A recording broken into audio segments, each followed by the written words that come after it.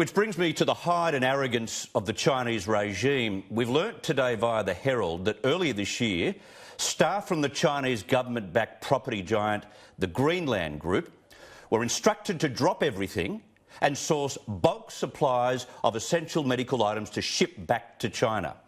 A whistleblower from that same company said it was a worldwide fleecing of stock.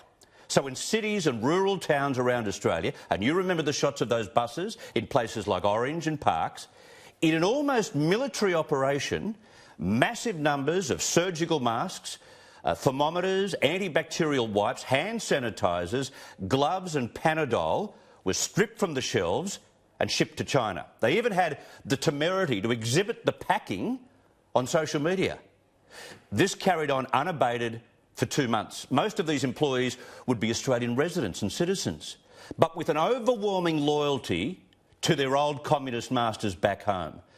It's all been confirmed by the property group itself. It stated, "We felt compelled to assist in efforts to mitigate the spread of the virus, which had caused a shortage of crucial medical supplies in China." Now, according to the company newsletter, the group sourced 3 million protective masks, 700,000 hazmat suits and 500,000 pairs of protective gloves from Australia, Canada, Turkey and other countries.